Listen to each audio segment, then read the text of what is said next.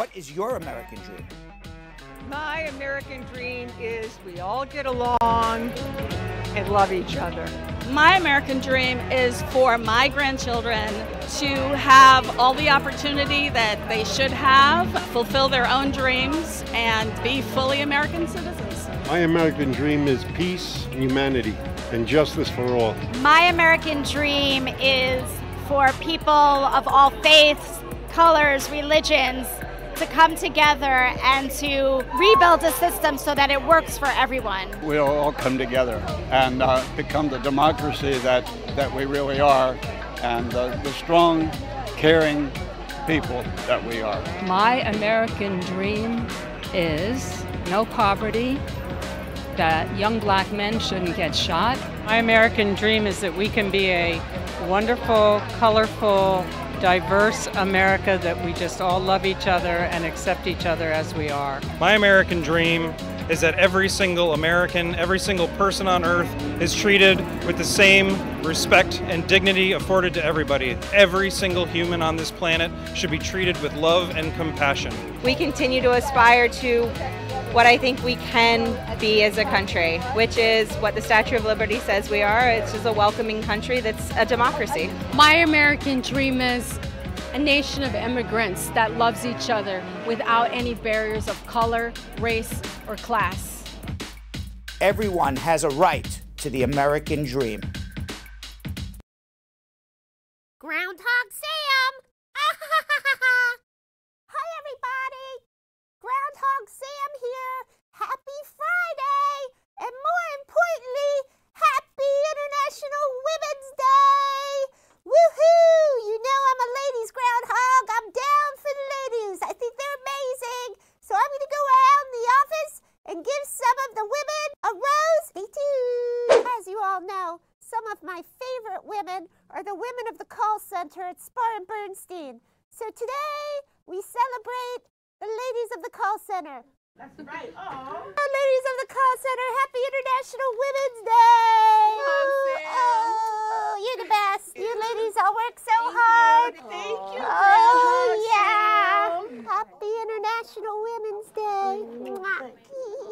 Happy International Women's Day. Thanks, Groundhog Sam. You're welcome. How's your bowl doing? It's right in the kitchen. Awesome. Safe. Happy International Women's Day! Thank you. Well, that was a lot of fun, and I'm glad I got to put a smile on all the women of the Spar and Bernstein call center's faces. Anyway, did you miss yesterday's episode of Brad Show Live?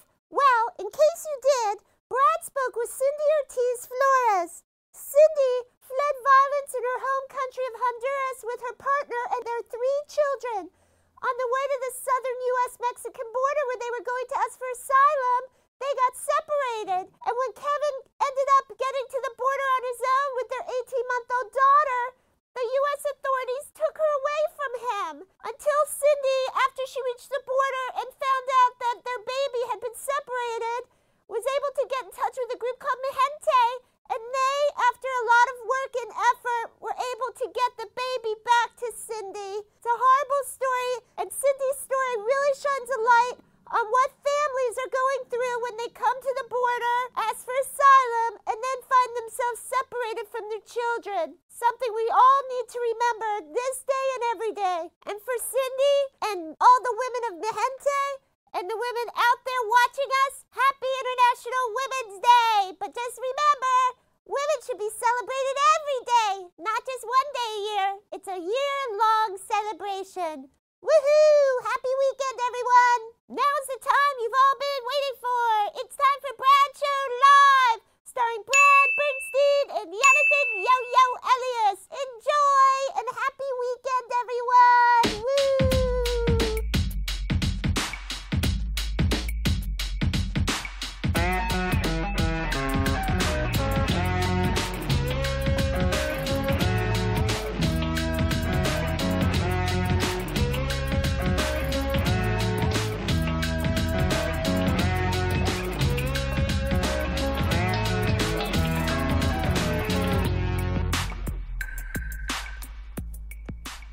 Hello, everybody. It is Friday, March 8th, 2019.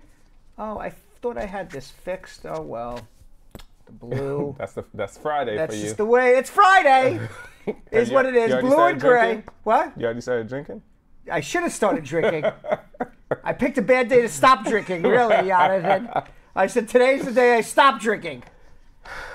It's the bad day to do it. It's a bad day to do it. Bad day to do it, right? Well, happy International Women's Day. It is International Women's Day all over the world. One of the only places that we don't celebrate really International Women's Day is right here in the United States. I was just having a conversation with somebody who's from another country, and I said, you know, the really only reason why it even exists in the United States is because so many people immigrated from other countries, and they celebrate it. But Americans, I grew up, I didn't know anything about International Women's Day. Not gonna lie, this is the first time I ever heard of International Women's Day. Exactly. It's just starting to become a thing here. So the person I was speaking to said, I don't understand. What do you celebrate? I said, well, we got Valentine's Day. And she goes, well, what happens if you don't have a boyfriend or a boo or a husband? And I go, well, you got Mother's Day. And she goes, that sucks too. What happens if you're not a mother? Okay. And I go, you're right. You're right. So International Women's Day, it's for women from all over the world, including America, right? Yes, it is a... When you hear it international, you always think about people not from America. I don't know, to me. Yes, and that's because you're American-centric. It's like an American thought. Like international is everything but me. Yeah. But really, international is America as well. Right. And if you go to the International Women's Day website, it says that it is a global day celebrating the social, economic, cultural, and political achievements of women, while also marking a call to action for accelerating gender balance. You know, I actually even saw today. I didn't even tell Jilly this. I saw today that the women's soccer team picked today, International Women's Day, to sue the American Soccer Federation for unequal pay and unequal treatment to the men's team, when the women's team is the one who keeps winning all the World Cup. Right. And they chose today to start their lawsuit. More power to them. That's right. That's what's up. Yeah, this year's theme is Balance for Better. It was inspired by the global movement's grassroots activism and worldwide action working towards world balance. Organizers encourage women everywhere to host events all about unity, celebration, reflection, advocacy, and action. Working towards world balance, organizers, reflection, advocacy, and action. I just read the same thing twice. The call to action is to build a gender-balanced world. So what kind of events are celebrated here at International Women's Day, Jonathan? I would like to know. Commemorations are taking place in Uganda to the United Kingdom. To the United States all through the weekend. You can search for events in your city and county on International Women's Day website. For example, in Amsterdam, they have Youth Tech Fest for girls 12 to 18. In Ireland, they have mass walkouts are planned for 3 o'clock. People are walking out on their job. They're walking out on their boyfriend. They're walking out on their husbands. What? They're just women are just walking out. Just running amok. Running amok. It doesn't matter where they are. Okay. You know, I'm walking out. Yeah. See you later, Jonathan Elias. No, you don't That's want to do that. that. That's what happened. That's what happened. Remember, it's just one day. It's only one day. Come back. You're like, babe, come back tomorrow, please. Right. In Atlanta, they're having a Women's Day tea party for small business owners. In Minneapolis, they're having Feminist Day with a breakfast event. In Los Angeles, organizers are hosting a women's strike with a march, rally, and dance party. So how do you celebrate online, Jonathan? Are you asking? I'm rhetorically asking. Okay. How do you? I'm going to tell you. Organizers are encouraging all women to strike the pose with your hands out to represent balance between men and women. You can use the hashtag Balance for Better, to spread awareness about the day on social media. Nice. Okay. And which begs the question, Jonathan Yo-Yo Elias says Belgium Kim is not here. Because that would be a Belgium Kim question. Yes. But she is not here. She isn't. She's not here. Is there an International Men's Day? Ooh, let's see. I have the answer. I have the answer. Look, I was about to go to it. Yes. Nobody celebrates International Men's Day. Because that's every day. Nobody that's celebrates every day. International. I never heard of International Men's Day until it's celebrated on November 19th. Last year, it was celebrated in over 60 countries. The day encourages men to drink beer, eat burgers. Get out of here. No, I'm only kidding. The day encourages men to embrace positive values. It's actually a nice good. thing. Highlight positive role models and raise awareness of men's well-being. Nice. Right, it's not a day for men to walk out and eat burgers and beer. That would be a good men's day. I would enjoy that. You would enjoy that men's day? Yeah. So are we going to go and do something for International Men's Day? Yeah, we're going to have burgers and beer, right? Yeah. And smell. we're gonna put up the barbecue outside, even though it's cold. That's what, right? Yeah. Well, I mean, yeah, it is a little chilly in November. All right, we won't That's barbecue. Okay. No, we we won't can. Barbecue. Why? All right. That's when you tailgate around that time. Meanwhile, I want to wish the entire Brad Squad happy International Women's Day. I hope you are celebrating and proud to be a strong woman. Ramona Hazel, how are you? Patrona Collins, Carol Anderson, the Tiger, Mia Montauk, Tamika Nelson, how are you? Just Kalimi, happy Friday. Dawn Harriet saying hello. Patrona Collins. Who else we have here? Deanna Moore saying hello. Demba Sow. Yeah. Where did she say she was from? From Mauritania? Mauritania, right. Yeah. Demba Sow all the way from Mauritania. Wow, that's crazy. Yeah, that I remember that. yeah. Not good at Marjorie Thompson, I said. And Vina Gibbs says, I'm doing well, thanks. Oh, Vina Gibbs. Vina Gibbs. Haven't seen her in a while, right? Wow, right. Ifeawana says, good evening, family. Noel, Hugh Coleman. We are an international family. We are. Talking about an international family. We really are. I mean, and from all over the world. That's right. We've all become friends. Yes. It's so funny, isn't it? That means we have to take a trip. Right, but it's really funny when you think about it, that we've all, try. the entire Brad Squad, the group that watches every day, they're in different cities, different countries, and we've all kind of become friends. Family. Yeah, family. Really. Yeah, absolutely. It's cool. It's a beautiful thing. I didn't really, you think about it, like all the people from all over the world. I know we became friends and family. I just didn't think about like how until you mentioned International Women's Day. I'm like, it's really international. Right. No, seriously. Yeah. Absolutely. Noel Hugh Coleman, how are you? And who else did I miss here? Lavon D. Tucker, fresh off her Oscar-winning performance. Yes. AMG by Lee B. Giss says, hello, Brad Squad. Love it, Afzal A. Squad up, Captain Brett Cruz. Squad up, Yo-Yo and Brad Squad. Happy Fun Day Friday. Best show to watch to end the week with more knowledge and more laughs. We have a request. What? Noelle Hugh Coleman. What is the request? Please take a trip to Jamaica first, please. And I am with that. Weren't we kind of talking about that? We were talking about that. Do a tape out there. You know where I'm going to be next week? I don't know if we have any viewers from. I'm going to be in St. Lucia next week. You will be in St. Lucia. Yes. And I will be in New York. You're going to be in New York. But St. Lucia's close to Jamaica. But not close enough. Not close enough. Right. Shanique Myers, how are you? Rococo Chocolate, Rosalind Upkong, Ashley Thomas, Marcine Frazier, Sammy S., what's going on? Princess Black. Ken Kibbett says, hey, Brad Squad, it's Friday. Yes. And it's Friday and we're sober. Friday sober. It's not really a Friday. Because we picked a bad day to stop drinking, Jonathan. Yes. All right. Jonathan and I, we sat down September. And we looked at the calendar. We said, okay, it's now September, middle of September. We're heading into the fall. Let's pick a date when we should stop drinking. And I told him, all right, let's go September 30th. Jan was like, no. I said, all right, October 30th. He said, no, that's Halloween. You can't. So I said, all right, November 30th. He goes, no, that's Thanksgiving. It's too close to Christmas. You can't. Right. So I said, January 1st. He goes, that's New Year's. You can't. So I said, January 30th. He goes, okay, but you got to start slowing down. You can't just go cold turkey. Can't. So I said, all right, the day, International Women's Day, March 8th. Jonathan said, that's a great day. Why did we agree to that? Because it's the second day of Lent. Or the third day of Lent. Okay. Well, thank you. It's for you then. Yeah. All right, let's get into our schmooze, Jonathan Yo-Yo Elias. Yeah. You want to talk to them about sharing? Absolutely. I want to see where we're at right now. We're at nothing. First. Zero. No, zilch. we're not at... Nada.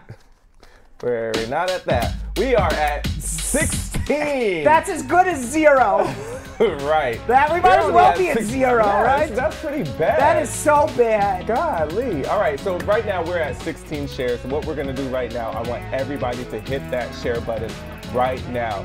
That little arrow on the bottom or the top of the video, depending on what device you're watching on, and you're gonna share it to people's pages, different groups, but most importantly, we wanna share it in an inbox. Make a whole group of people that you think might benefit or might just enjoy this show, because we want to build our Brad Squad internationally, you know what I mean? So not only that, make sure you like, love, laugh, cry, happy face, sad face, whatever emotion you guys are feeling with whatever we're talking about, make sure you show us that love.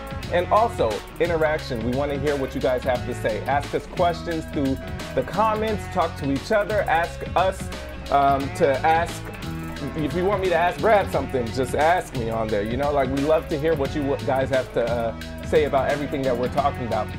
And also on YouTube, you guys are not off the hook. All you guys have to do to share is click the little link and it says copy. Copy that link and send it into a WhatsApp group. You could also send it as a text blast, but try the WhatsApp because it gets our show out a lot faster and a lot broader. We want to go far, and it's all within your hands. All right, so now we are going to schmoozing with a Brad.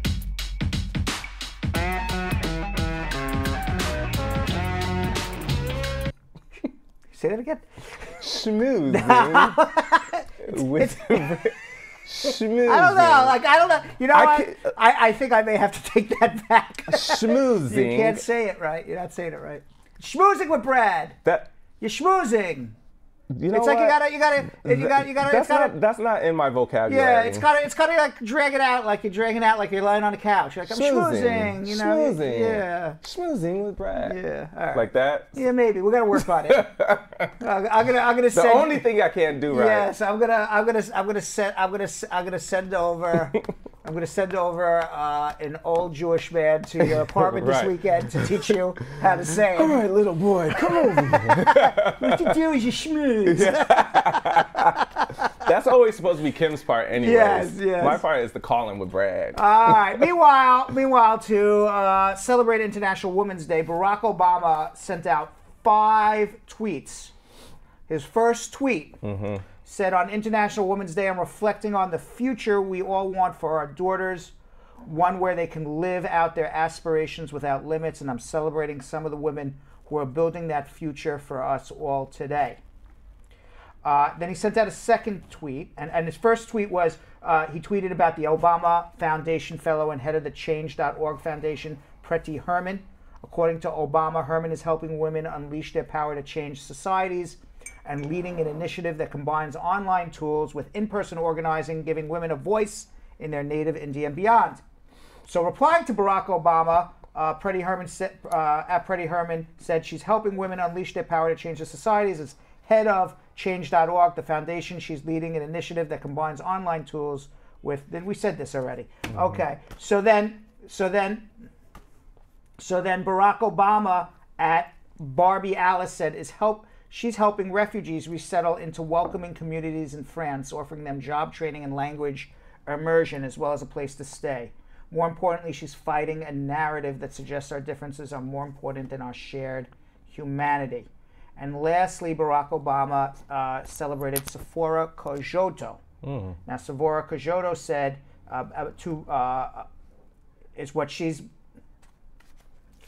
what Barack Obama has said about Sephora Kojoto is she's helping the next generation of women leaders in Africa rise up. Her organization is training and mentoring young women across the continent to adopt a new model of leadership, one that puts gender equality at the heart of economic development.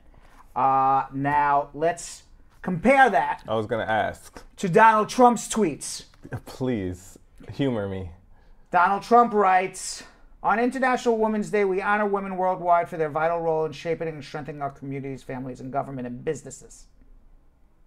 He then spoke about how he signed a national security presidential memorandum to launch the Women's Global Development Prosperity. And this was his first excerpt.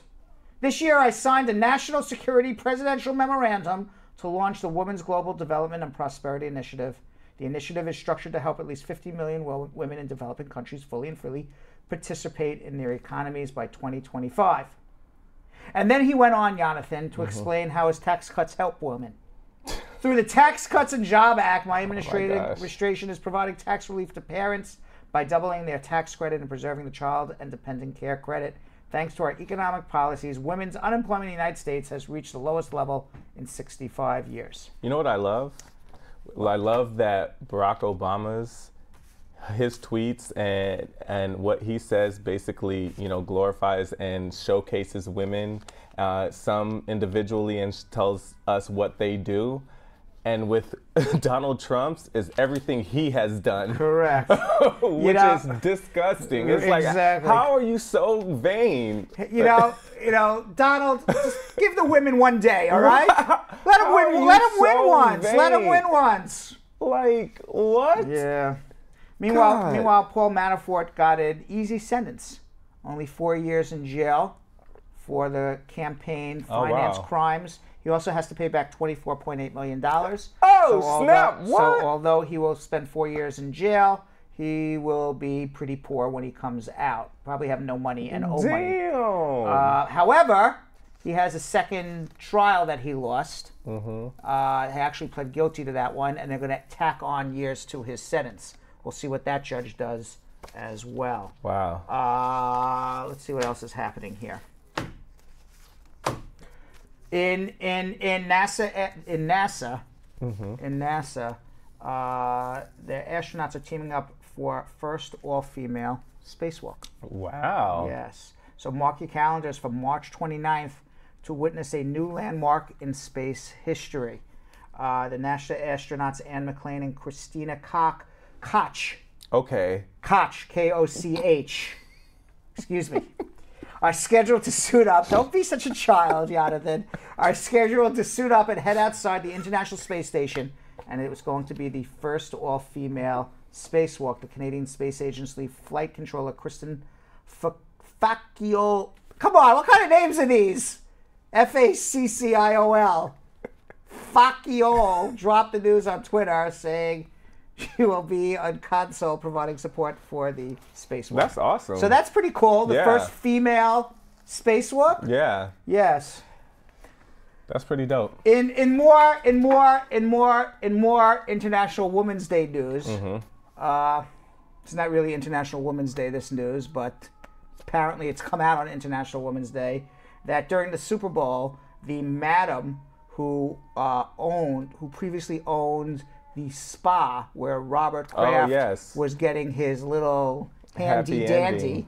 Getting his little handy dandy that he got arrested for. Yes. The woman who owned the spot, the madame, not the current madame, the former madame. The former madame. Yes, this madame that I'm going to be talking about sold to the spa to a new madame, and that is the new madame's spa where Robert Kraft got his handy dandy. Right. Okay. But the prior madame. Don't tell me that's her. That is her. What? That is her. Exactly. Yes. I think you can't make this stuff up. Does that mean the Trumps are We don't know. clients as well? We do not know, but this woman by the name, what's her name? Cindy Yang was the former owner of the spa what's the name of the spa? The Angel Spa, the whatever the spa's name was in Jupiter, Florida.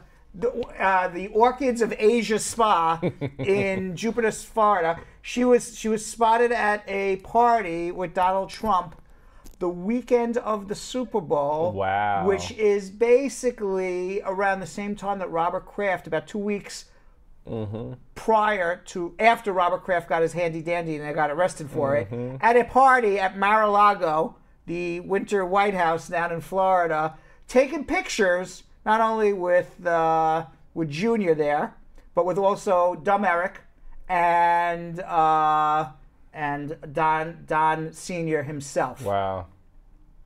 Now she has not been charged. This woman Yang has not been charged with anything, but But I mean, can she? Well, she sold years ago, so unless they know, she's gonna say it was a legitimate spa and it became illegitimate, you know. But you know, come on. Yeah, but you gotta have have facts. Now, what kind of security clearance did this woman have to pass? Okay, what kind of security clearance did this woman have to pass? I'm telling you, they probably all clients. Maybe. You know, you can imagine the security clearance is, you know, they go and interview her. She goes, I don't need any security clearance. He's this big, you know. He's this big. I know exactly how big he is. And they're like, okay, madam, you can continue. I mean. Oh, Madam Cindy. Yes. And today marked this week marked a kind of milestone for video rentals. Remember, you used to go to the video rental store? Blockbuster. Yeah, Blockbuster. We used to go to Video City. That was the one right on the corner of our street. I used to do Blockbuster. And Blockbuster was the ones for money. Yeah, but Blockbuster, they were very militant when you didn't return. What? They sure were. Yeah, when you didn't return that video on time and you went to get another one, they're like, sorry, you owe $9 before you can rent the next one. I'm they like, would what? not play. I'm like, what? They would not play. I used to get spankings because of that. Video games. Yeah. So anyway, Blockbuster, the milestone is there's only one Blockbuster left in the entire world now. There is? I didn't even know there were any.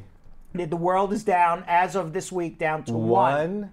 One Blockbuster left in the world. It's in Bend, Oregon. Now, this used to be in Oregon? Yeah, this used to be a multi-billion-dollar business. Yes. The general manager of this one Blockbuster, Sandy Harding, is excited that she is the last Blockbuster on the planet. She expressed her condolences for friends at the Australia Blockbuster store that just closed. There were two, one in Australia, one in Oregon. But the Oregon location's been open for over 20 years, and it offers customers the newest movie releases and classic ones as well. And this is now Bend, Oregon is in basically, you know where it's near? What? Nothing. Yeah, absolutely. That makes sense. That's what I thought. Right. It's near absolutely nothing. And most likely, my guess is that in Bend, Oregon, they don't have very good internet service. So my guess is because they don't have good internet service, people still need to go rent. That makes sense. Go rent. You know, Blockbuster could still make it if they go to places where they have bad internet or no internet service. Because honestly, that's the only reason why it really went out of business. Because I could literally find any movie on my phone. They could have really, back in the day, transitioned to a Netflix type of model. Because they had the name recognition. That would have been so smart. They had the name recognition, right? And Blockbuster, and that sounds better than a Netflix that's thing. Right. Wow. They could have easily have done that because they had the money. They had, they had a multi-billion-dollar business. Yeah. Wayne Huizinga, I think his name Maybe they should do that on a video game platform. Because I know they used to rent out video games as well. So maybe they can do. Rent out video games still, right? Yeah, you can. But I'm saying do a Netflix for video games. I don't know, something. And here's some good news for a woman who calls herself a nerd. I would call her a little, I guess, not for lack of a better word, like when somebody's very anal, they're very very fastidious, got to read everything, cross every T, dot every I. OCD? Maybe. Maybe. I don't know. She bought some insurance from a Florida-based company called Squaremouth.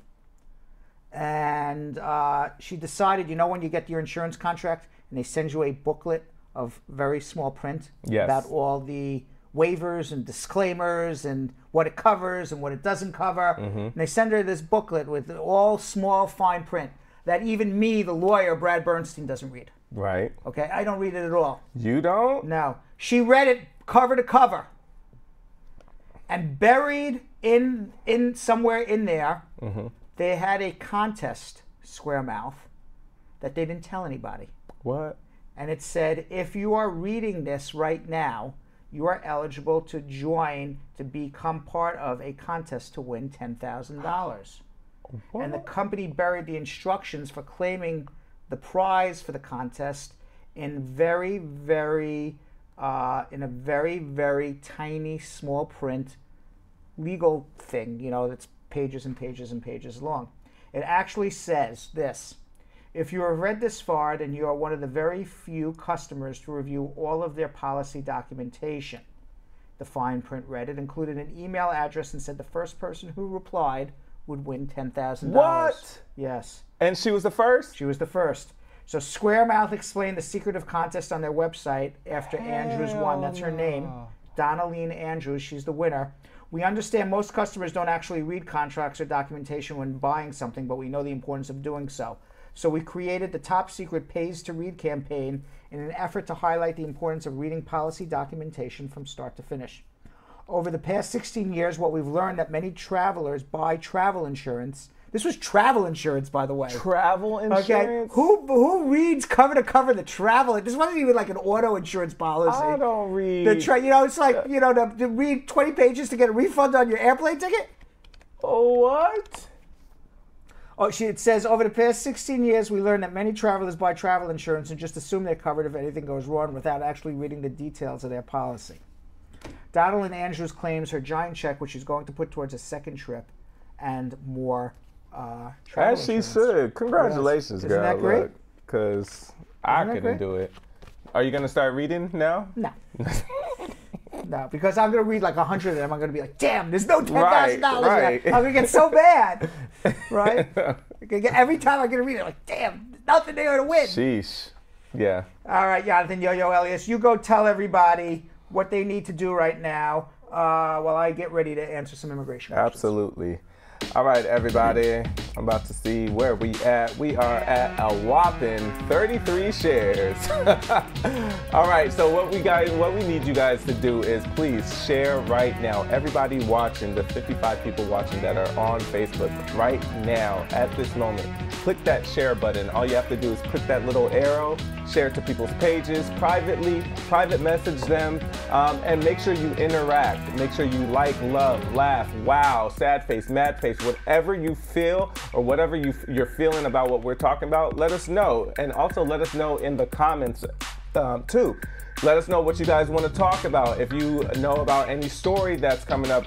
Also, International Women's Day. You guys can celebrate and congratulate everybody that's on the Brad Squad as well, okay? So make sure you type in the comments, and we also want to know your social media questions because we'll be answering them soon. And also for YouTube, all you have to do is click that little copy link. It looks like a chain, and copy that link, send it in a WhatsApp group, and make sure you subscribe and like right now. Everybody that's watching on YouTube, excuse me. And now, we are going to answer some immigration questions. Call. If you need some answers. Yeah, call. Call us. I choked. You choked, literally. Oh my, not that type of choke. Literally choked. Literally choked. All right, let's go to Akhtar in Long Island. Akhtar. Akhtar? Akhtar. All right, we're going to put Akhtar on hold. Well, hopefully he comes back. Let's go to Aura. Hello? Aura. Hello? Aura? Yes, this is me, Aura. How are you? Hi, Brad.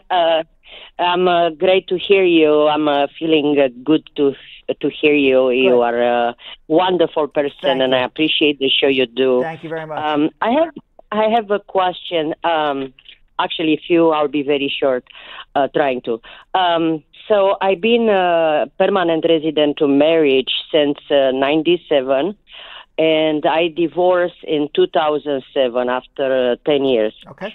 So my question is, I want to apply now for citizenship, and is a question over there is saying that did you fail to file in contact? So some years, for example, now I apply for disability, and I didn't file because I didn't have any income. And a few years I have unemployment or I didn't work many years ago.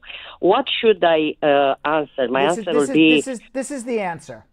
When it's you failed to file a tax return is a different question than did you file a tax return every year. So when it says when you failed to file a tax return, the question is, have you filed all of your required tax returns? That's really what they're asking. It's a poorly worded question. So if you were not required to file a tax return because you didn't earn income for that year, then you didn't fail to file it. You weren't supposed to. If you didn't work that year, you didn't have to file it. You weren't supposed to. Now, two things I would suggest to you. Number one is speak to your tax preparer, your accountant, or whoever does your taxes. Go through all of your years from beginning of time to now and make sure that all of your tax returns that were supposed to be filed were filed. So, for example, if you collected unemployment insurance from the state, you still have to file a tax return on that unemployment insurance that you receive. Maybe you were maybe I don't know. I'm not a tax expert. Brad, by law, it says if you don't have a gross income of 10,100 and you are single under 62, you don't have to file then that's fine, and that's more tax knowledge than I even know. What I'm trying to say to you is just confirm that for all of the years that you were in the United States, you filed the tax returns for the years in which you were supposed to. Meaning that, so if the answer is you filed tax returns for every year you earned over $10,000 on taxable income, the answer is you have never not failed to file a tax return. You filed all your appropriate tax returns.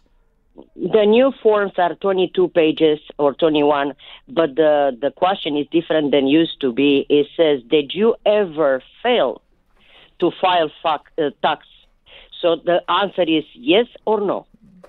I don't know your facts. Assuming what you're telling me, and again, I am not a tax expert, okay? You told me you filed some tax returns, and other years you didn't file tax returns. And for the years you did not file tax returns, you didn't do so because your income didn't reach a certain level. So if that is the case, then the answer is there has never been a year where you failed to file a tax return. You weren't required to, if you earned $8,000 for the year and you don't have to file a tax return unless you earned over $10,000, then you didn't fail to file a tax return. You weren't required to do so. So the answer is no. You have never not filed. The answer is no. The question is, have you ever failed to file a tax return? And your answer is no, based on the facts that you're telling me. But what I am giving you an addendum to all of this, and my addendum to all of this is two. Number one, confirm with a tax expert that that statement is correct, because I am not a tax expert. Make sure that there wasn't a year where you didn't think you had to file and you really were supposed to, because it's going to screw you up. Yeah. And number two, be prepared, because they're going to say, okay, if there was a whole several years in a row that you didn't file tax returns, the first thought that always goes through the officer who interviews you for citizenship is you worked, you got paid cash, and you didn't file a tax return. It's going to be the first thing that goes through their mind. That's what they're programmed to think. I called the IRS and I asked them to give me a proof for the 1 year that I didn't pay one of those. It was 2014. Okay, I just want you to listen to me. Okay, so please make sure that you can show. It has nothing to do with calling the IRS. You are going to do two things. You are going to speak to a tax expert and make sure that all your taxes have been filed. And number two, you have to make sure that when you go for your interview, you can show how you were able to support yourself when you didn't earn those income in those years. Yeah, well, I called the IRS. It's very important for me to tell you. Okay. For example, for 2014, when I didn't work and the return was I didn't owe nothing to the IRS, because I asked for this precise comment. And it was another one for 2014. They said your office can consider our fail to file income tax. But by law, if I make 4,000 or 3,000 something a year, I'm not required to file income tax. That is correct. But see, if they asked the IRS and they said she failed, that means my answer is supposed to be yes, I failed, but to attach a paper maybe and explain. Then you should. I was about to say, then go do that then. So say no, because I'm afraid. So then the answer, if you want, you could take two positions. One, you never failed to not file a tax return, because that's my opinion, because you didn't earn the money. Now, on the other hand, you could say, yes, I failed to file a tax return. Let me explain. And then you could write. Yes. You don't have to give.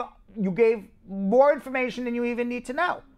All you have to say is, I failed to file a tax. I'm making up a number. I don't know. I failed to file a tax return in 2014 because I only earned $4,000 that year, and the law says I don't have to file a tax return unless I earned over $10,200. Period. End of story. Yes. And you can add that. You can say that as well, and that's perfectly fine. Thank you so much. All right. Another one is very short. Another one is I apply for a divorce and I apply for changing my name. And decree they change my name, but I didn't go along to change it because I have my name on so many papers. So when they ask an application, did you ever change your name?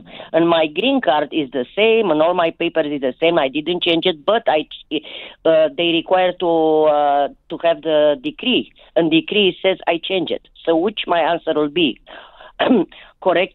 I don't understand what to answer, because I want to say the truth. I didn't change it, but it's changing the decree. The answer would be, I did change my name because there's a legal name change in the decree. Usually the decree says you have the right to take back. It doesn't say you are this name. Usually the divorce decree, I don't know where you got divorced, but in New York it generally says you have the right to go back to your maiden name. So I don't know exactly what the wording on your divorce decree says, but you may choose to say, so you feel comfortable, you may choose to say, yes, my name was changed to my maiden name in a divorce decree after my divorce, but I have not really used my maiden name on anything of legal significance. So again, I have to attach a paper, right? Right. And just one sentence. It got changed in the divorce, but I never used it for any legal significance. Something like that. Oh, great. Yes, thank you so much, and have a wonderful day. Okay. Thank you for your show and your personality. I appreciate it. Thank you. All right. Ooh, you got a nice personality. I do have a nice personality. I agree. Thank you. So do you. Thank you. Yes. Now, if we could only afford razors, the two of us, we would be good, right? I'm good. We both. Is that? Did you do that on purpose? I definitely did. I lined it up today. You lined it up and everything. I can line you up. I need a line up. Yes. Right now, I'm just like a bear, just going. Yeah. All right. Maybe we should they should have International Bear Day. Maybe I should celebrate that. Whoa. They do. They do have it. Julie says they have it. Maybe I should be. That's what I should be celebrating. I'm sure they have that. Yes. That is a fetish. I don't know what a bear is, Julie says. You know what a bear is? What? Bear? No, what? Bear is like, it's like a man, like a big man that has like hairy chest and is like, wears like leather pants and straps and stuff.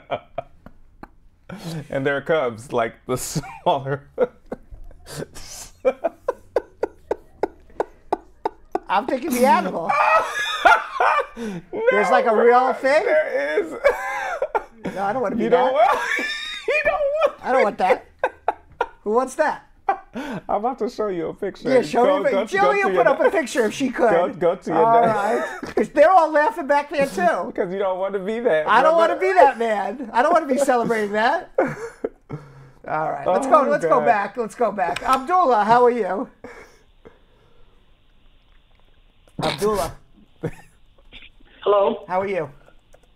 Good. How are you, sir? Good. Okay, sir. I have 3 questions. Very short question. My first question is, I applied citizenship certificate for my 6-year-old daughter. And so when I went to the internet, so I checked the status. They said it's in the local office. So my question is, what does that mean it's in the local office? It means it got moved to the local office to schedule for an interview. Okay.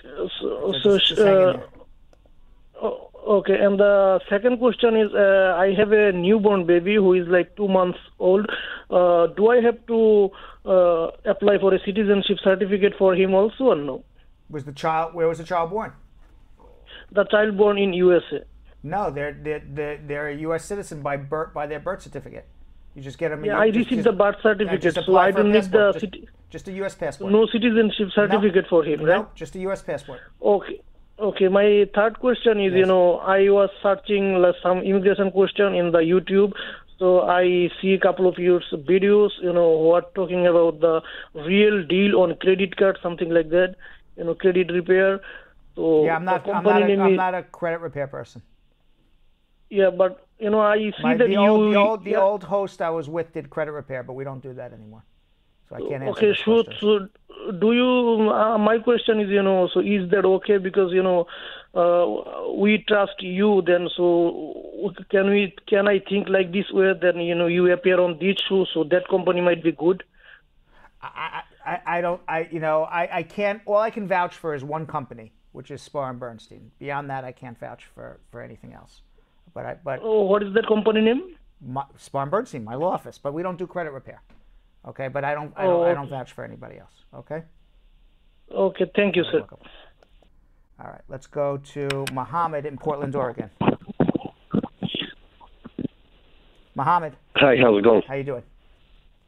I'm doing good. I'm really excited to talk to you, sir, and appreciate what you're doing, and thank you so much to help people. You really, I can't see you human. I'm gonna say you angel, actually.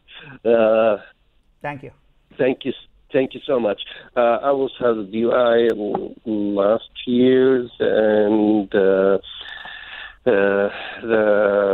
judge charged me DUI and CMC. I don't know what that means, CMC, but he just charged me for that. What's CMC? I want to just apply for. Excuse me. You got charged for DUI? I understand what that is, and you said CMC. What's CMC? I don't know. CMC. You got charged for. I don't know what's that. What is what state was this? Oregon. In Oregon, you got charged for CMC. CMC Oregon. I got to Google this and see. Okay. Do you want to Google it now? Or? Yeah, I'm doing it right now live. It says Community Music Center. I have no idea what CMC is. Okay, so any event. Anyway, I want to apply for the citizenship next when I finish my probation, or I can do that and probation. No, you can't apply for citizenship. Sorry. All right, couple things. In order to become a citizen, you need to prove that you're a person of good moral character. The law says if you are on probation, you are barred from proving good moral character while you're on probation. So while you're on probation, you can't do citizenship. You're going to be denied. After your probation is up, you need to have 3 or 5 years of good moral character. So it's going to be 3 or 5 years, whether you're married to a citizen or not, before you're going to, from the end of your probation, before you're going to be eligible for citizenship. That mean after the probation, I have to wait like 3 years or 5 years. You mean? Correct. Okay. I think I'm listening for some YouTube channel and read something in Google. He said when you're done your probation, you can just apply. Then you should just follow that other person's advice and see how it goes. Let me know. I don't know. I'm just asking. I just gave you my answer. You want to know why I'm giving you my answer? Because I've been doing this for 25 years. There are people all over the internet who will disagree with me, and that's fine. And you can be you may choose to go follow somebody and get an answer that you want to hear, and that's perfectly fine. I'm trying to follow you because I'm telling you something you don't want to hear, but I am telling you what my experience is. What my experience is, and let me just finish. My experience is that you need 5 years good moral character, and if you file before that 5 years, immigration is going to deny you. Now, as long as you do not have a deportable offense, by all means go file. It doesn't hurt you. All you're doing is spending your filing fee and your time. Maybe I'm wrong, but I think I'm 99.9% you're not going to get it. But maybe that 0.01% I'm wrong. God bless you. I'm glad you're a citizen. I would be happy if I'm wrong. Okay, I just believe you're going to need 5 years good moral character. The only reason why I would, because I said just go do it. If you believe the other person, nothing bad will happen to you. But then I don't know what CMC is.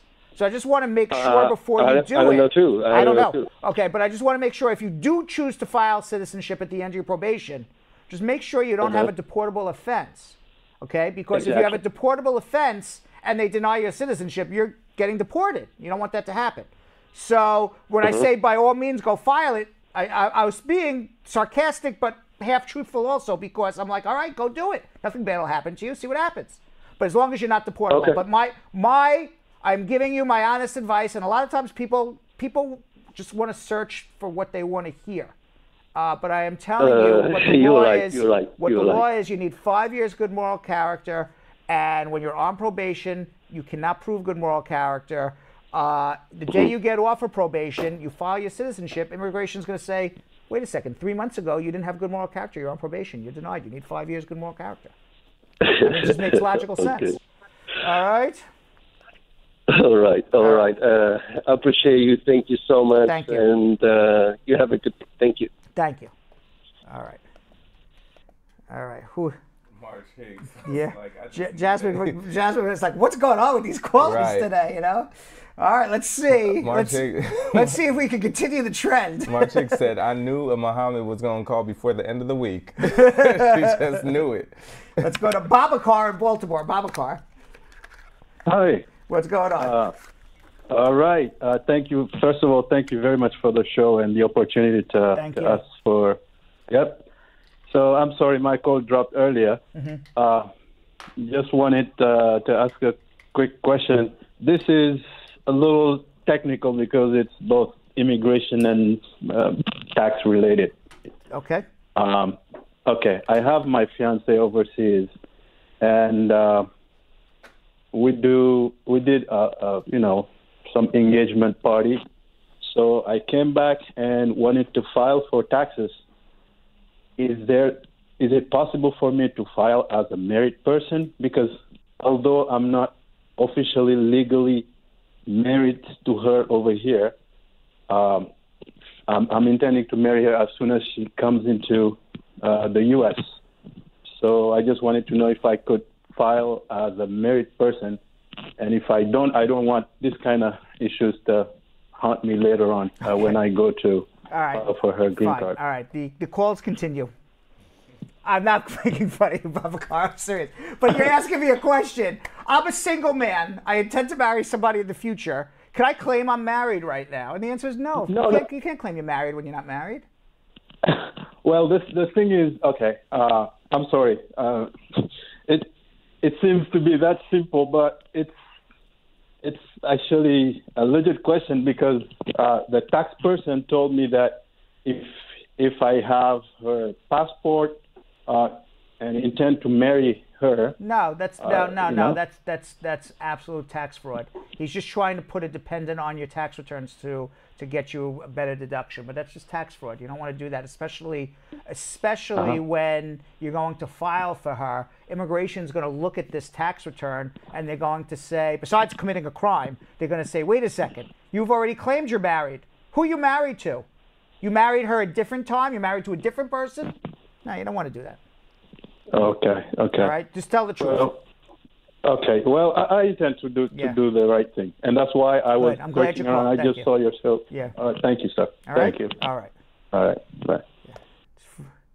I don't know if it's Friday or Freaky Friday today. Yeah. Is it Friday the 13th? Yeah, no, it's the 8th. Friday the 8th.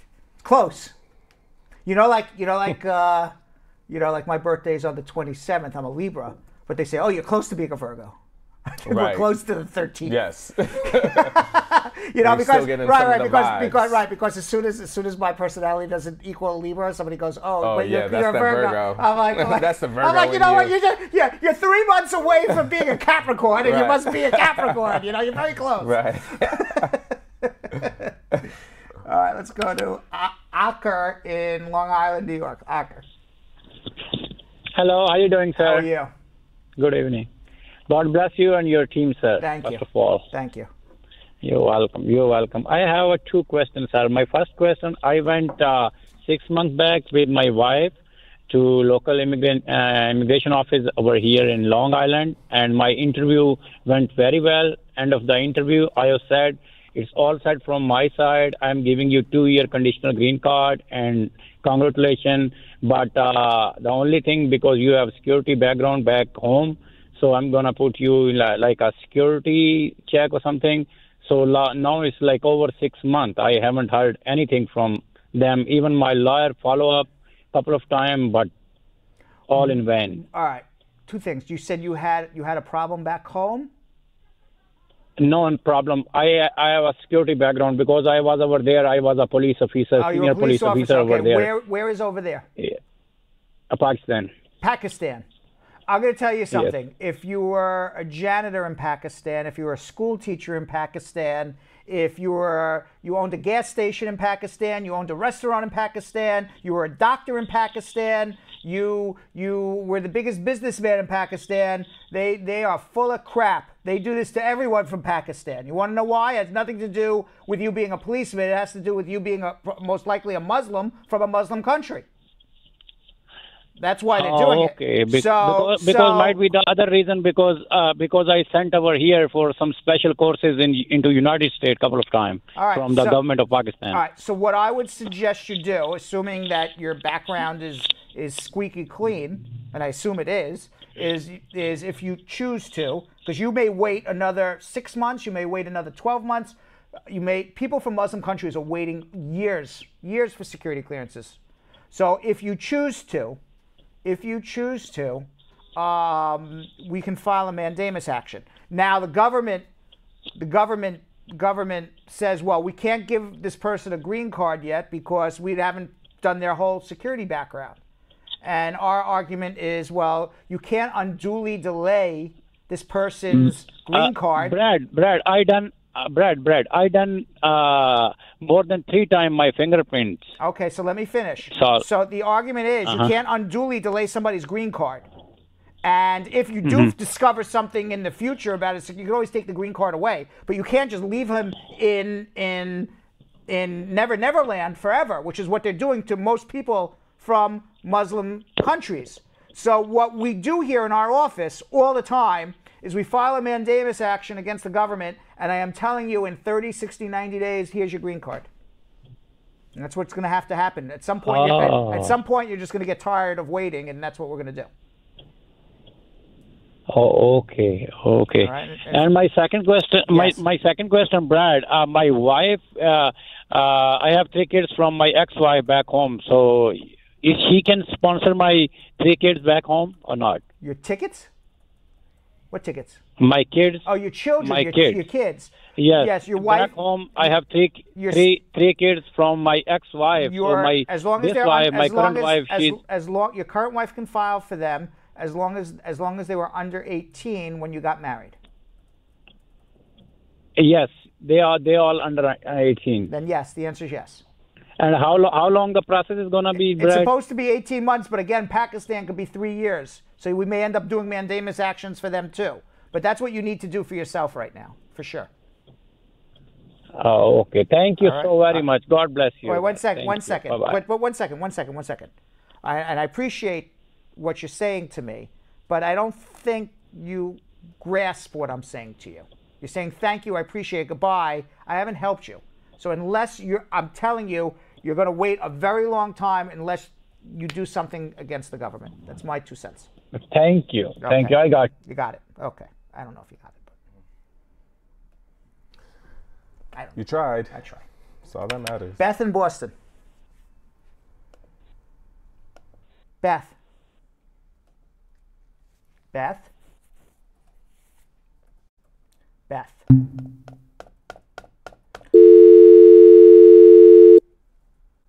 Jonathan? It only means one thing. What? We got to go to social media check-in. Hey.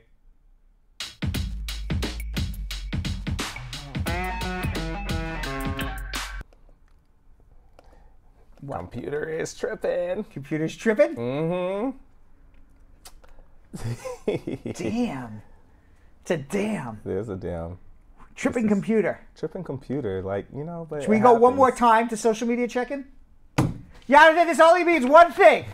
And one thing only, Jonathan. I'm back. Okay? It means one thing. You know what happens when you hear this sound? This is the sound that means that it's time to go to social media check-in. I'm here. Now we're here. Woo! All right. All right. So now we have our first one from Mary Anderson saying, hey, my boyfriend was born in America. He's a U.S. citizen and wants to get married to me. But the problem is he got locked up for 3 years in with the crime that he did not commit. And the girl told a lie and said that he raped her.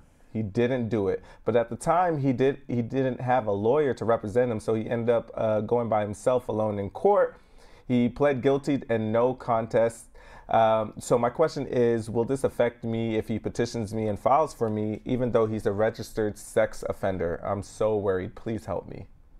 Yes, it will. You're going to have to file an Adam Walsh waiver, which takes forever. And by the way, we had one guy with an Adam Walsh waiver. Went to 3 lawyers.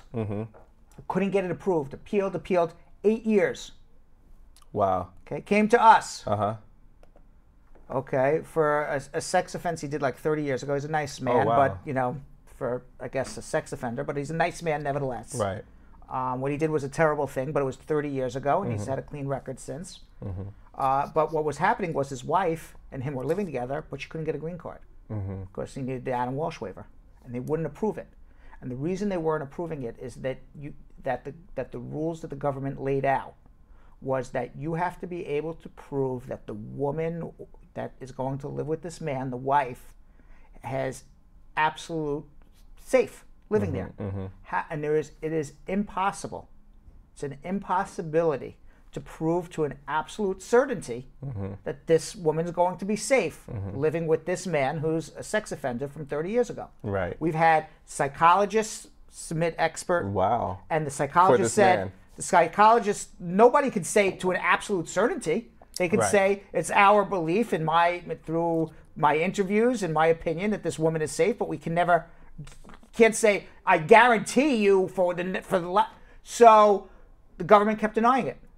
So what did we do? Yeah, what did you do? What did we do? I would have no idea. You wouldn't know what we would do, would you? Right. Well, if you were listening in closely to this program, you would know that we sued the government. Oh, mandamus. A mandamus, in this case, it was what's called an APA claim, Administrative Procedures Act claim. It's different things to do when you sue the government. Got you. From the time we sued them to the time this man had a green card was 45 days. Wow. After waiting 8 years and 3 lawyers. Wow. Because they were so wrong. Right. You can't prove something to an absolute certainty. That's a higher level than beyond a reasonable doubt in a criminal case. So then she has a case. She has. Well, she has to file the waiver. Know that the government rarely approves them, and know that worst comes to worst, you're going to have to file it. So you better call up on Brad. Yeah. Now file an appeal for the Adam Walsh waiver. Now, I take exception to something she says. How does she know for a fact he didn't do it? Just off of the words, off of his word. Yeah. Okay. Would that be able? Would you be able to use that in the case though? That he didn't have a lawyer. No. Nobody cares. You pled guilty. You pled guilty. Yeah. You know, and I'm glad. I appreciate the fact that she loves him and believes him. You know, but you know, I sometimes get scared. Like he didn't do it. Like how do you know that? Yeah. Maybe he did it one time, and it's and he's a good person. Yeah. Now, I don't know. Right. But I mean, there are a lot of cases where people don't have lawyers or can't afford them, and they take the plea deal, instead of actually going to trial and getting it a lot longer. That is true. Happens to a lot of people. You're absolutely right. So you're absolutely right. I know a lot of people that happened to. That's right. That they didn't do it. And they didn't. I know for a fact that they didn't do it. Okay. Yes.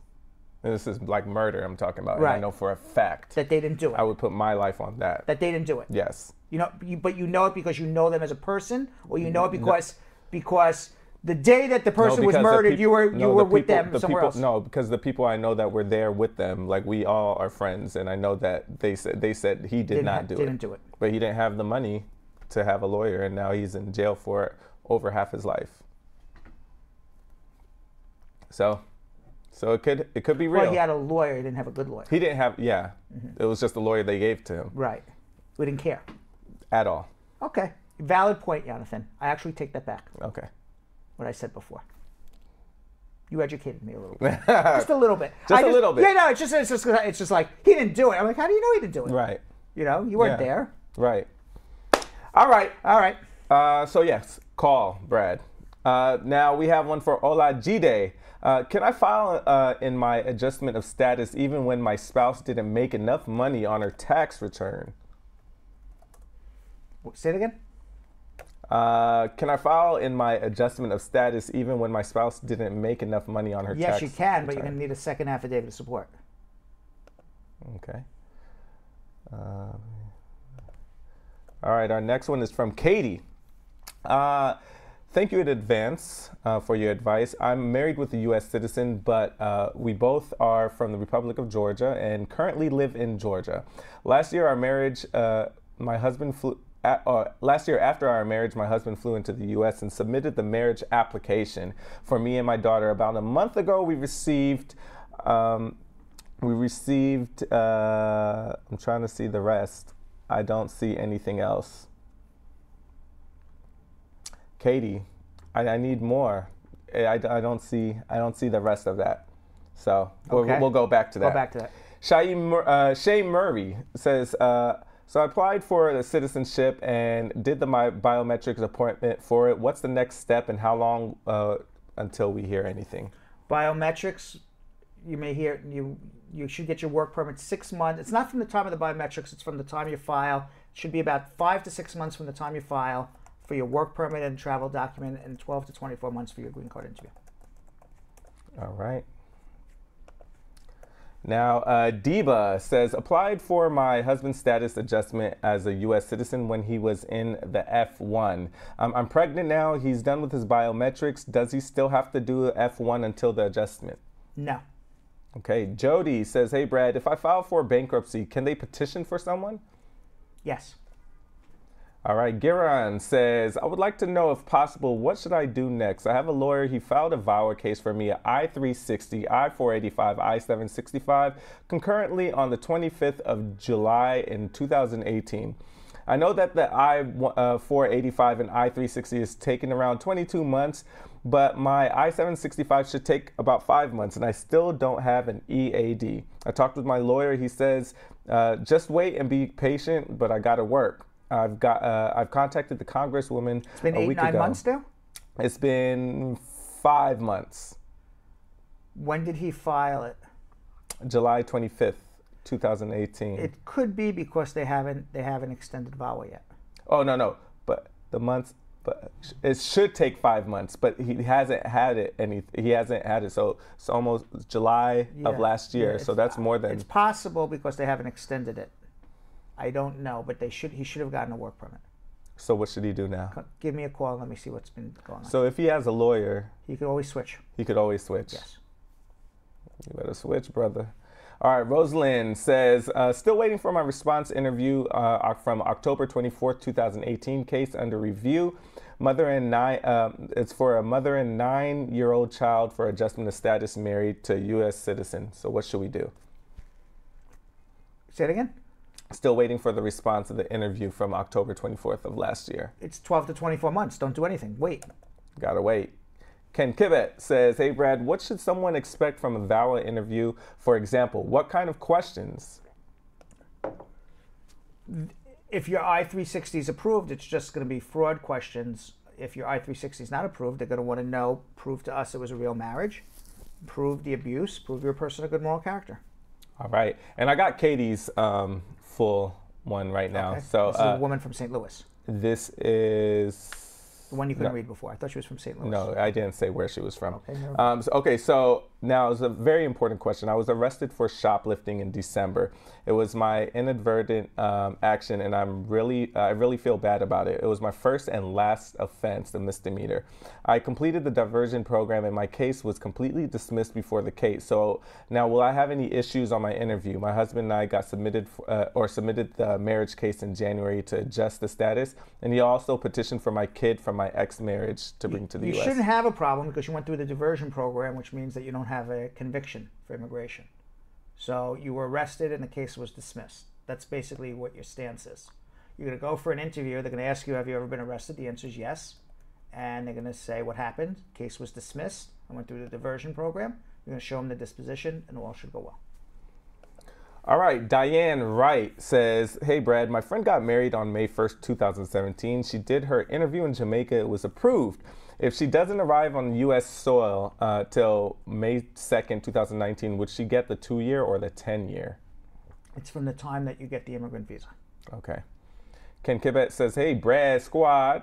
Now he has this question. Is it true or is it a myth that being in an active military speeds up or guarantees your application? It doesn't guarantee it, but certainly speeds it up. Okay. Next one is from Maurice Parker. Can someone who stopped working still be your joint sponsor?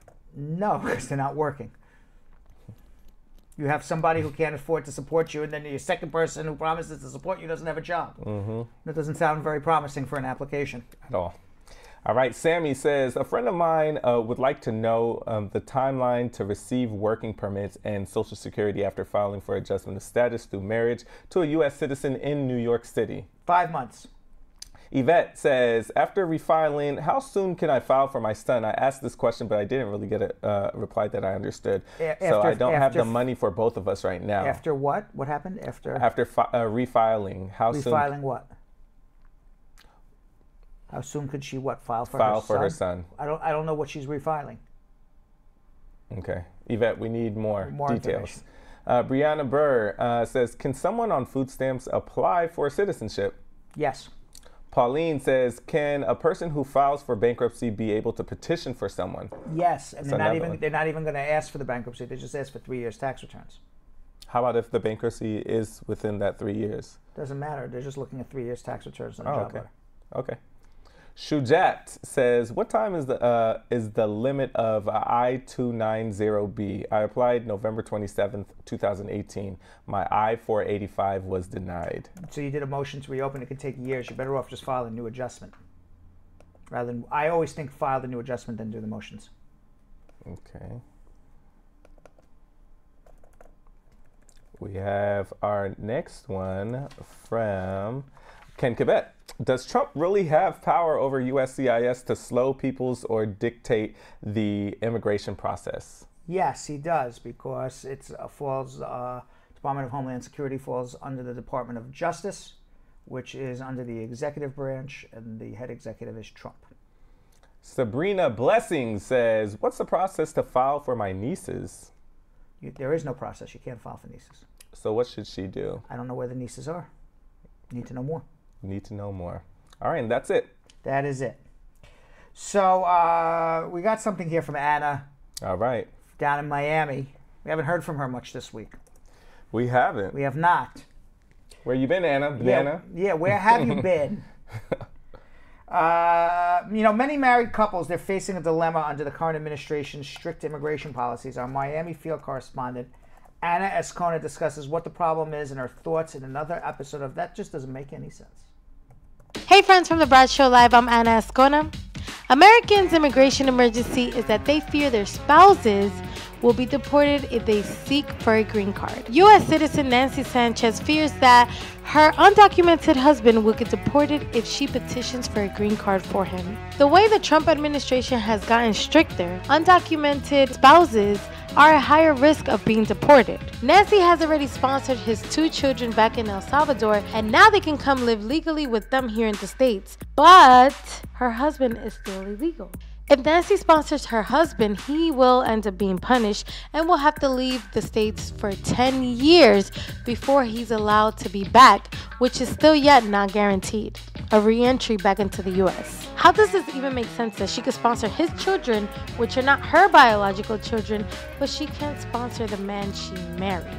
It should be the other way around, where she should be able to sponsor him, then he sponsors his own children, or they should just allow her to sponsor both his children and him, because at the end of the day, they're building a family. This just all sounds crazy to me. Also, the exile can last up to 20 years, even a lifetime, and it's not guaranteed that they can get re-entry back into the U.S. And it all depends on the spouse's immigration history. This puts families at fear of separation, and it's even sadder when children are involved.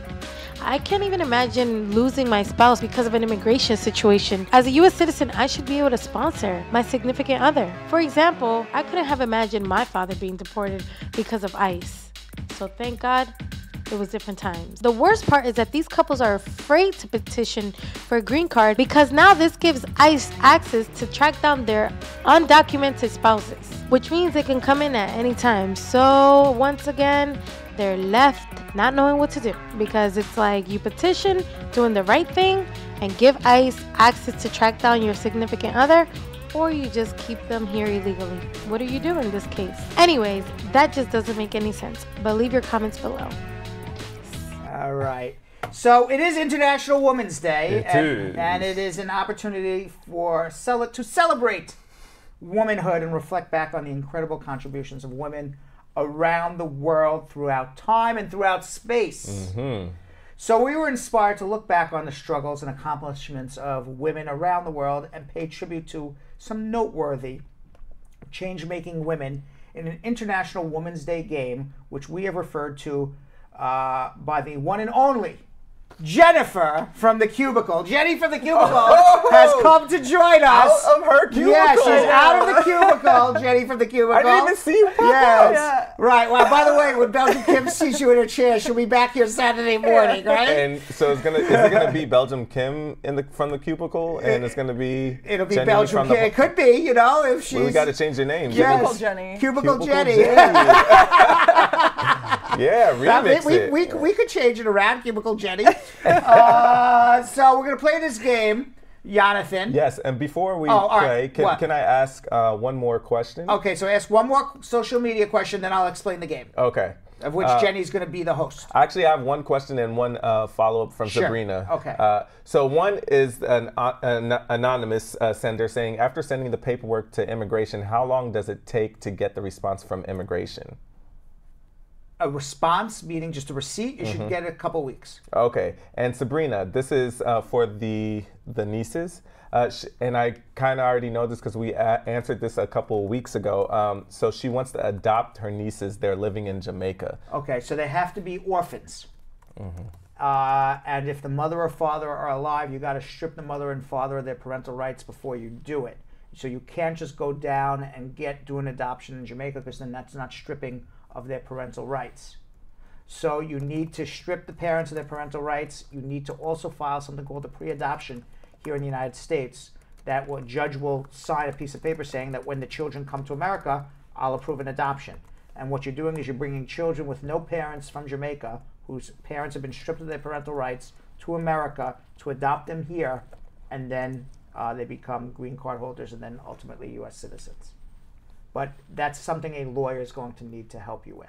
Yes, that's a lot. All right, so with that, it's Friday, okay? And I'm going to tell you something. After some of these questions on the telephone before we got to social media, I thought I was going to need a drink. Yeah. All right? And did you come bearing drinks? Jonathan, I'm so parched. Jonathan, we said this was going to be the day we stopped drinking. Oh.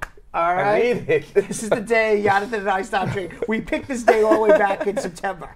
That's not good. Back it's not in September. At all. I don't know why. I don't know why you picked it. I was probably drunk. You were probably drunk at the time. We were drunk and we were like, all right, March, we're going to stop. See? And this was it. So anyway, Jenny has a game. Do you want to explain the game, Jenny? Sure. Okay, what's the game? So the game is in honor of International Women's Day. They brought a woman out to be the moderator. To represent. Correct. Yeah. Yes. And we're gonna you're gonna tell us a little bit about what these famous women did. Exactly. And then we have to guess what country they did. No, we changed it.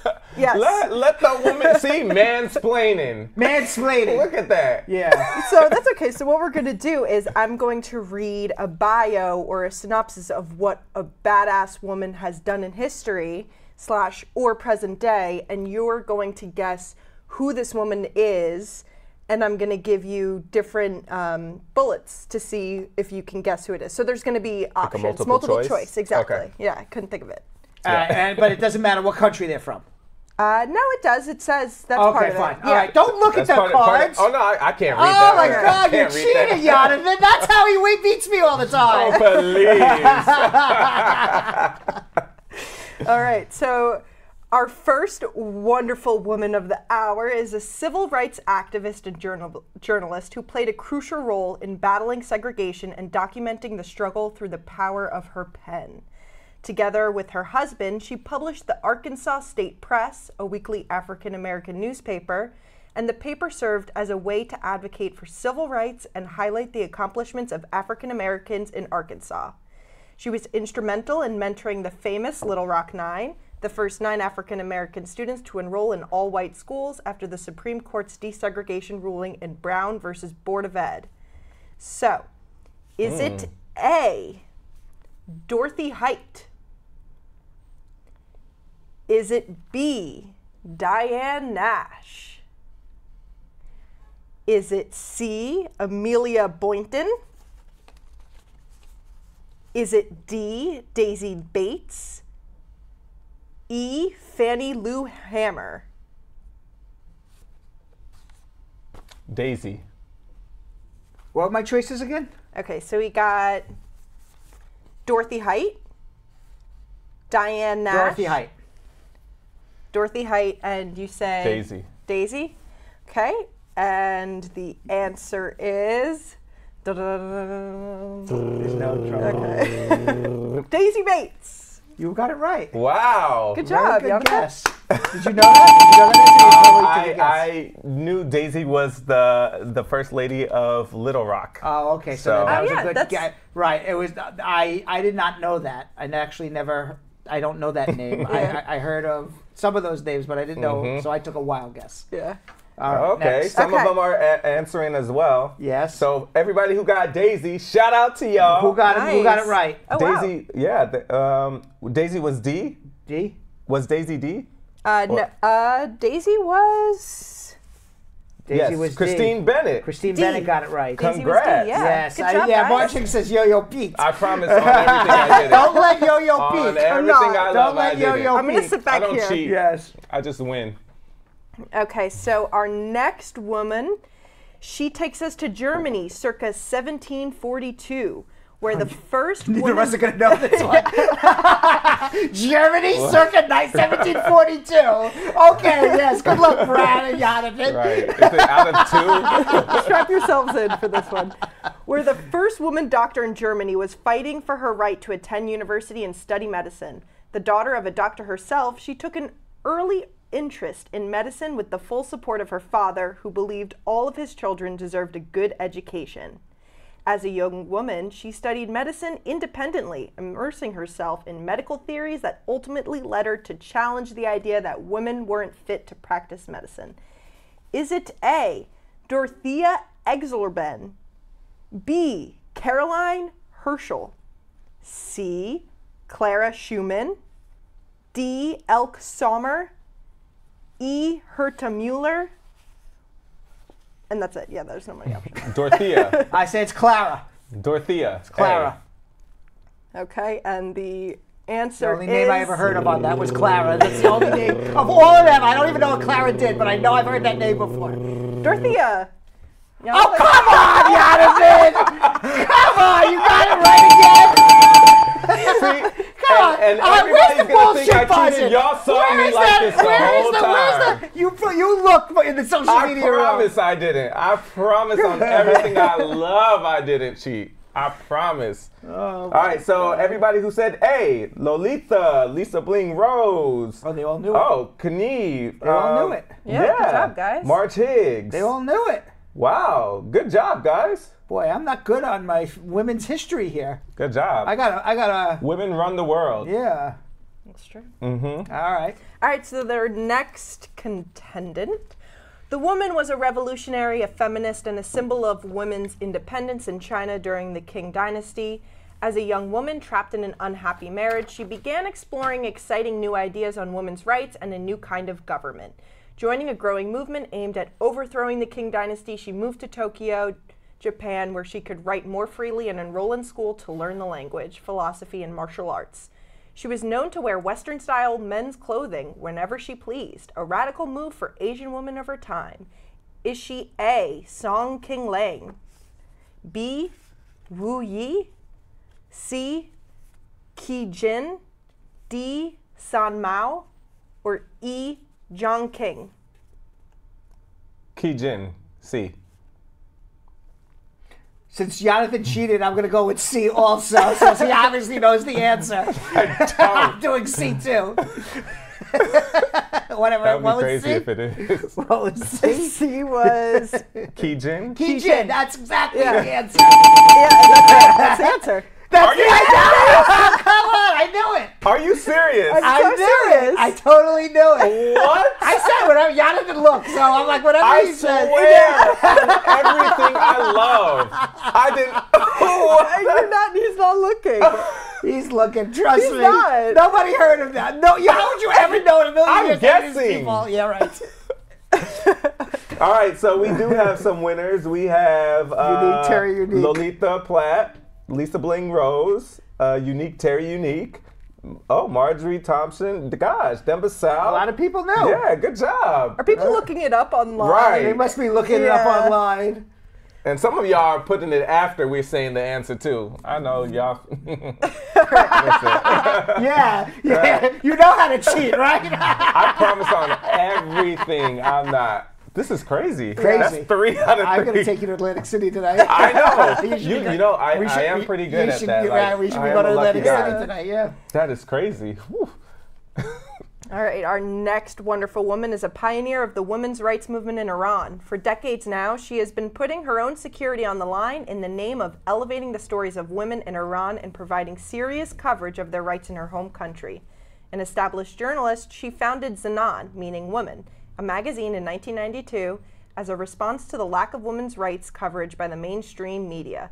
The only Persian women's magazine in Iran, their stories addressed issues of gender equality, domestic abuse, sex education, and other topics largely deemed objectionable by the Iranian government. Is this a current modern-day woman? Present. Present-day, modern-day woman. Yes. And she's from Iran? And she was born in 1956. And is it A, Christine Amanpour? No, she's CNN correspondent. B, Shala Shirkat? Yes. What? B, Shala Shirkat? C, Shireen Abadi? D, Shireen Nishat? Or E, Mariam Mirzakani? I say the second one, B. I say E. B. Mariam. B, and Jonathan, what was yours? E. Mariam. Okay, and I'll tell you why I say B. Why? Because that was the picture. That looked like a picture of somebody from 1956. No, from like present day, like getting an award, and there was like some artist giving her, you know, and that's what. Yeah. Oh yeah. It looked like something like she won something. You're right. I saw 1990, 2005, Ooh, smart present guy. day. And Brad is right. Right. Yeah. So I just did it based on the picture.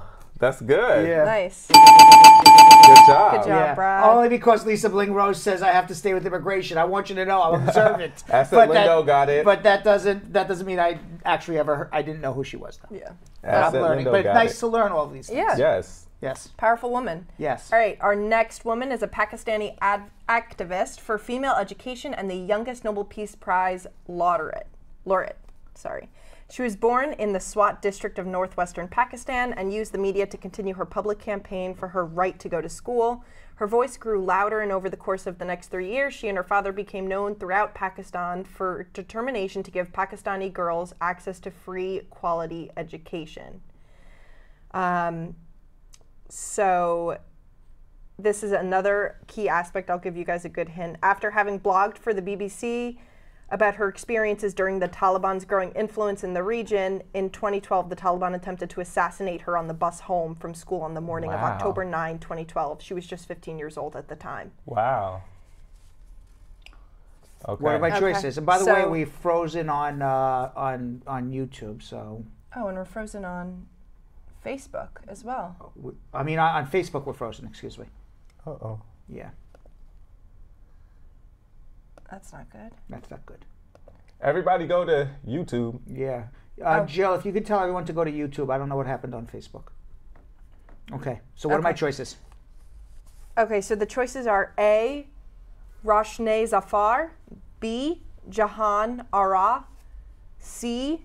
Sheba Najmi, D. Malala Yousafzai, E. Sabine Mahmood, and that's it. Go through that again, because I know the answer to this. I got to figure out which one it is. Okay. I know who she is. I got to remember what her name is. Okay. Go through it again. Roshane Zafar, B. Jahan Ara, C. Sheba Najmi, D. Malala, or E. Sabine Mahmood. And where is she? This is in Pakistan. Malala. C. You say C and you say D. Malala? Yeah. And the answer is Malala. Yes. I said I knew who the person was. Yeah. I had to think of her name. I didn't, Good job, If Brad. you asked me what her name was, I couldn't tell you, but I said, let me think it through, and I hear it a second Good job. time. Yes.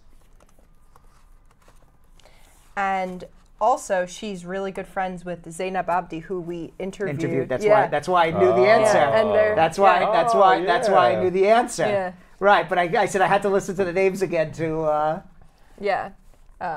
That was a great interview, too. Yes, thank you. That was. And our last woman we're going to feature tonight, she was a Mexican artist who painted many portraits, self-portraits, and works inspired by the nature and artifacts of Mexico. She was inspired by the country's popular culture. She employed a native folk art style to explore questions of identity, post-colonialism, gender, class, and race in Mexican society. Her paintings often had strong autobiographical elements and mixed realism with fantasy. Is she A. Maria Izquierdo, B. Frida Kahlo, C. Rosaria Cabrera, or D. Aurora Reyes Flores? Rosaria Cabrera. I'm gonna say what are the options again?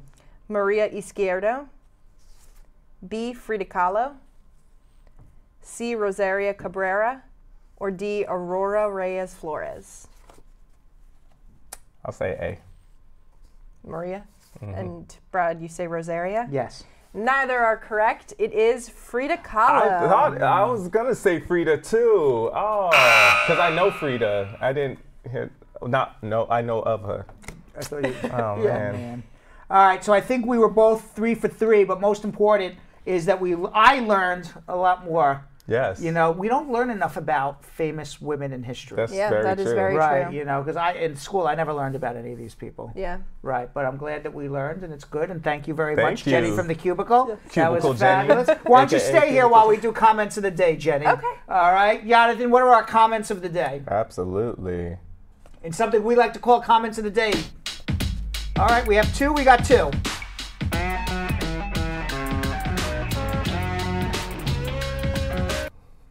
It's one of those days, Jonathan. Everything just doesn't work. It's just nothing works. Nothing works. Like what? Computer shut down. Your computer shut down. Next time I go buy equipment, I shouldn't. Some guy. I think they should be Macs. What? No, I went to this warehouse. For all this equipment. I didn't tell you the story? No. So I went to, about a year and a half ago, I went to this guy's warehouse. He says, I'll sell you all of this. And I said, what are you talking about? He goes, all of this, I'll sell it all to you. I go, where'd you get it from? He goes, don't worry about where I got it from. Oh, God. I don't think you should be saying that on air. I'm making that up. I know you. All right, we do have our comments of the day. Before Brad says something he don't want to say. No, that's actually not true. Yeah, I know. All right. Now people are going to think that's true. Look, right. I can show everybody the contracts. We got this legit. They all have serial numbers. Yes. All right, for our first comment of the day comes from Change Name saying, hey, Brad Squad, Spar and Bernstein is a very beautiful law firm, and they work with you no matter the circumstances. I respect you, Brad. Thanks for what you do. Thank you very much. Yeah. Yeah. That was really nice. That was dope. Nice. And that's good that he said the name of your firm, since like some people didn't know just in case when they were calling. Right. And just saying, in case. what's the name of your firm again? Just in case. Just in case you don't see it right under where it says call Spar and Bernstein. Just in case you didn't know. Yeah.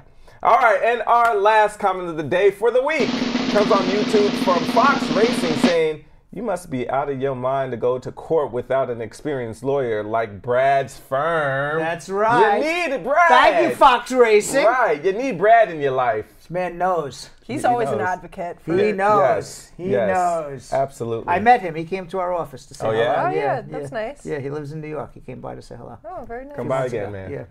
All right. Thank you all for watching. Sorry for the interruption on Facebook. I hope you moved over to YouTube. Regardless, have a great weekend, and we'll see you Monday.